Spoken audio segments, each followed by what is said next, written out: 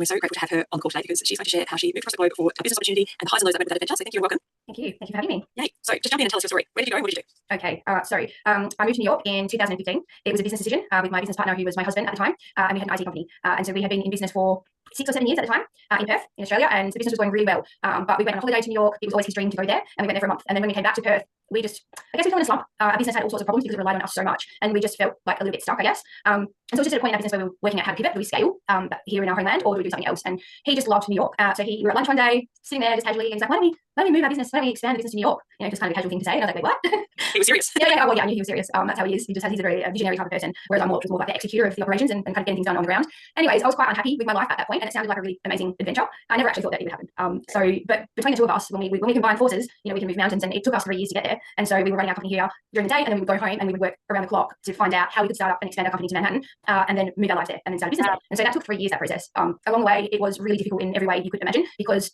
every person that we told our ideas to did not believe that we would do it, to the point we were ostracized from family events. My dad didn't speak to me for about a year. People were just kind of like, you know, thinking that we're crazy. Yeah, it's a really interesting one to dive into that when people say they are going to move abroad for whatever opportunity or purpose. Family always have a bit of a say about it, right? Yes. So 3 years passed and then you did the move. We did the move. We rented out our apartment in East Perth. All our stuff got put in storage, and then we took the long flight to New York. And when we arrived, we literally had like an Airbnb for 1 week, and we actually had no plan for the business expansion. All of that time was spent getting the business set up here in Perth, so it could function without us, and also getting our lives set up so we could like move. So when we landed, it was like we just had to figure it out on the spot, which was really the hardest part, because it was like, right, we're here. Now what? And you can do some planning, I suppose, but other parts of the plan you kind of need to be on the ground, right? Yes. Well, I think the first part was getting our life in order. So we had to we had a bank account set up and all those things logistically, legally set up. But in terms of where we're going to live, we had a social security number. We needed one of those to get an apartment. So it was like this whole series of logistics. How long were you in Airbnb accommodation? Well, we ended up, so we're in Manhattan. Then we realised how hard it was to get an apartment, and then how expensive as well, because you needed X amount of months up front, and it's like US dollars. And so we were like, oh my gosh, we need like $20,000 just to like move into a place, and we still had to self-fund our company startup. Yep. So we were freaking at that point.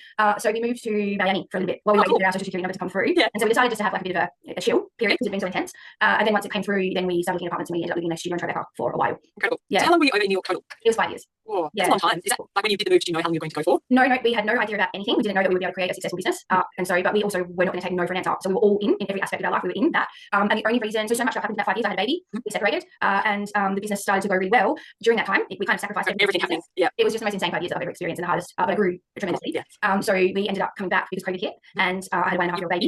We both came back. Yeah, he didn't want to. He loved New York at that point. I was just there because I didn't want to give up.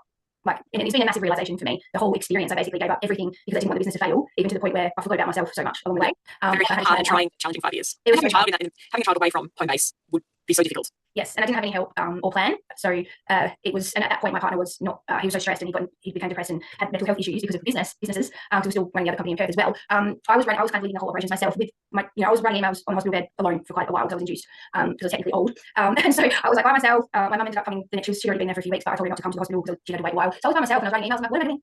And I had no one to hand over my role to, and I was running the businesses. Yeah, so you made the Perth role, the business there self-sufficient, but then you were in New York when you had the baby, and you didn't have someone to step into your shoes, the big shoes. Yeah, well, we had a manager in the Perth business, but I was still the contact point for like a director level. So people still need support, they still need guidance. So that was me, and so I was there for all the issues, and obviously when it's like problems, it's stress. And then on the ground, I was kind of leading the operations in New York, and then I had my baby, and so I had a 1-bedroom apartment in financial district, and she, I would literally have her cot in my room in the day, and then I'd roll it out, and she'd be in the living room, and I'd sleep in my bedroom, and there'd just be ambulances and staff and sirens, and she'd just be like slots, and she'd sleep. I think maybe that's why. But it would just be she'd have this plot around our 1-bedroom apartment. Yeah.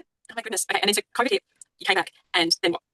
So I was in isolation at my parents' house. Yeah. They moved their caravan for 4 weeks in the front garden, and I had the 4-bedroom big house near the beach to myself and my daughter, and it was a beautiful sacrifice. And I was like, I've got a photo on my Instagram because I have this freezer full of seafood, and I was like, couldn't even look after myself, and so here I am, prawns, a glass of white wine, Cleo flakes with me, and we didn't have to work because like everything kind of stopped, so I didn't have to work for the New York side, and I was just, it was all quiet. You didn't have to work for the New York side? Not for a while, because everything really paused in New York. It was very bad, very bad for a while. So it was a blessing in disguise, right? Because you needed that break. It was the best thing that happened to me. It was quite daunting because I had to look myself in the mirror and realise how my life had transpired in a way that I was following someone else's dream for 7 years, and I didn't know what I was doing. I wasn't passionate about what I was doing.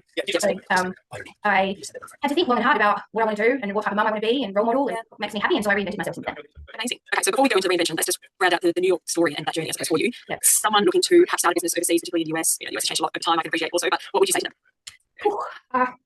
I would say it's an amazing journey. Just make sure you really want to do it, because it will push and challenge you in every way possible. And I really wanted to do it. I just want to put that on the table, despite what I said. I really wanted to do it, and I'm so grateful that I did, because I transformed personally and professionally in every way possible, but it took a while to get there. So resilience and just kind of going into the whole process, like you won't have it all figured out, and it's a real journey. So buckle down, be ready for that, with that mindset that you're ready to embrace all the curveballs and the hits and all that stuff, because it will come. What do you think helped you survive that turbulent 5 years? What did you grasp onto? Like, was it like a best friend that you made there, or was it those connections that you continued to foster like from overseas, or did you just have such a passion for the business and that's what you were focused on? Yeah, it was more of a passion to not give up, I think, and because myself and my husband/business partner were so equally all in. I wouldn't have done it if it was just me, and he wouldn't have been able to do it if it was just him. So we had each other, and we also had this kind of mindset where we were unwilling to give up no matter what. And whether that's good or not, I would question. But I think if we didn't have that, we wouldn't have been able to get as far as we did. Because if you said to someone, oh hey, like you can start a business in Manhattan on the other side of the world, self-funded, really only had like 60 grand like to fund it, Australian, and all this other stuff, like the probabilities are like 0.00, right? So I think it was only just because we were so a million percent in.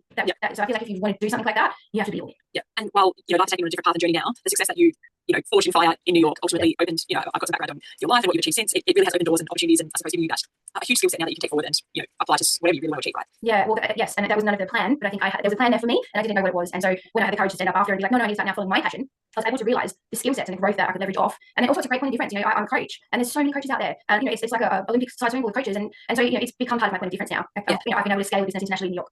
Absolutely, and I'm sure you sort of attract to you other people that have a massive vision and passion, and to be able to execute that in and a whole new location is a massive undertaking, and something that I'm sure that there's other people that you've come across in your work that just think that that's so inspiring and want to do a similar journey. Yeah, well, it's a beautiful journey to do, and I think we live in a big world, and it's hard to envision your life doing something like that when it's such a big unknown. But I think it's the best experience you can do. I backpacked around the world for 2 years. I've lived in London, so I was kind of a bit prepped in terms of being worldly experienced, I guess, in that type of mindset. But I think it's the best thing you can do, like in terms of just exploring life and exploring yourself and what you're capable of. I think if I had one wish for my girls, I would want them to do something like that. Amazing. I suppose that's a beautiful segue into so COVID happened, and the path took a different turn. What sort of mother did you choose to be? Very different. I am such a conscious, present mum now. I'm still very driven with my own business. I've got my own business now, which is in coaching, but I intentionally take the time to be with them and do it in a way where I'm really there with them at the time, and we can laugh and we can joke, and I'm not bringing in all of the problems and stress that business has. I just want to have fun as well. Like life is so serious for so long. So I joke around with them and I'm letting my childlike self come out, and they think I'm a bit of a twit, but that's fine. I'm happy to be the twit mum. They talk a lot about actually adults sort of shut down that side of their brain where we don't lean into the fun and creativity and play. And I love that actually, because I've got young kids too, and it gives us an opportunity to lean into that, right? Oh, why not experience joy? I feel like that's what we're here to do. Even as adults, it's like, who decided that we just had to be like, oh, life's so serious and we can't be around and laugh and be creative. And so I've had to rewire my brain to do that though, because it's tough. I just want to go to the emails and think about leads, and it's been a year now that I've been intentionally doing it, and it's much easier. Like I was seeing like stupid songs all the way to school now, and we wave lollipop, we call them the lollipop, and we wave every single one, and it's just fun. Like why not have fun? I thank you so much for that reminder, because I have actually had this exact thought, and I'm the one that's holding all the dress up parties for kids, and I want all the adults to be involved, and I think why would you come to an adventure world in Perth and not bring babies? Like come on, lean into the fun and just enjoy yourself. So on that adventure world point, we went to this crafting thing last weekend that we related and all that nature play, and there's a raffle. I just bought 4 raffle tickets and we won a season pass for adventure world. So you can come with us. We got a season pass too. I know. My partner were like, let's take a day off next week and just go without the kids. And I was like, yeah, because he's never been. Yeah. It's so much fun. Literally, it's open every day now from December, which is so helpful. But my kids have got 4 kids under 8, and they just run right, have the best time. I haven't been for like 15 years, and now I have a season pass for them. Okay, you up. Awesome. Yes.